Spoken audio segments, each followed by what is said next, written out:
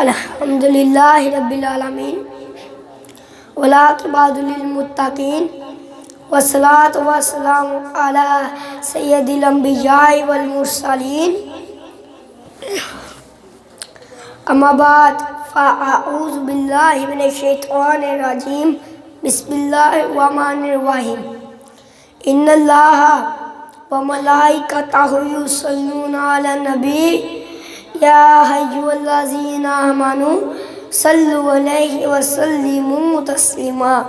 محبت سے پڑھیے گا الصلاۃ والسلام علیک یا رسول اللہ، الصلاۃ والسلام علیک یا حبیب اللہ۔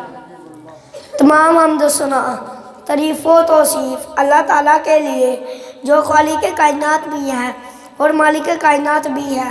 اللہ تعالیٰ کے حمد و ثنا کے بعد حضور نبی اکرم صلی اللہ علیہ وآلہ وسلم کے حضور ناز میں اپنی عقیدتوں، ارادتوں اور محبتوں کا خراج پیش کرنے کے بعد معزز و محتشم سامعین کرام، السلام علیکم ورحمۃ اللہ وبرکاتہ۔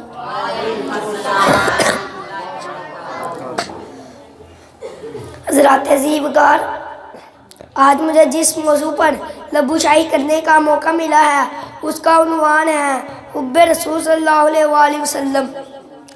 حضرات عزیز وقار، حضرت عبداللہ بن عباس رضی اللہ عنہ فرماتے ہیں کہ جب حضرت موسیٰ علیہ السلام کو کوہ طور پر نوازا گیا تو انہوں نے اللہ تعالیٰ کی بارگاہ میں عرض کیا، الہی تو نے مجھے ایسی نعمتوں سے سرفراز فرمایا ہے کہ مجھ سے پہلے کسی کو ایسا مقام عطا نہیں ہوا۔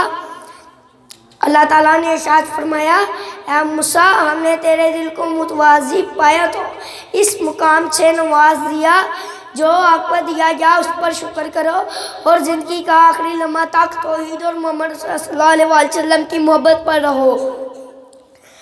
اللہ تعالیٰ نے ارشاد فرمایا، اگر محمد رسول اللہ صلی اللہ علیہ وآلہ وسلم نہ ہوتے تو میں جنت، دوزخ، سورج، چاند، رات، دن، فرشتے، انبیاء کرام کسی کو بھی نہ پیدا کرتا، بلکہ اے موسیٰ میں تجھے بھی نہ پیدا کرتا۔ حدیث قدسی ہے، اللہ تعالیٰ فرماتے ہیں اگر محمد رسول اللہ صلی اللہ علیہ وسلم اور اس کی امت نہ ہوتی تو میں اپنی ربوبیت کو بھی ظاہر نہ کرتا۔ سامعین کرام، اللہ تعالیٰ نے قرآن پاک میں ارشاد فرمایا ہے کہ بے شک میں نے مومنوں پر احسان کیا ہے، اپنے آخری نبی دنیا میں بھیجے، اور سب سے بڑا احسان یہ ہے کہ ہم سب کو اپنے آخری نبی کی امت میں پیدا کیا ہے۔ اب سوال پیدا ہوتا ہے احسان کیا ہے؟ اللہ تعالیٰ نے اپنے خاص فضل و کرم سے ہمیں اپنے محبوب عطا فرمائے ہیں، اس کی نعمتوں کا شمار نہیں کر سکتے۔ الحمدللہ اللہ تعالیٰ کی بارگاہ میں دعا ہے جو کچھ بھی سنا اس میں آ گیا اس پر عمل کرنے کی توفیق عطا فرمائے۔ الحمدللہ رب العالمین۔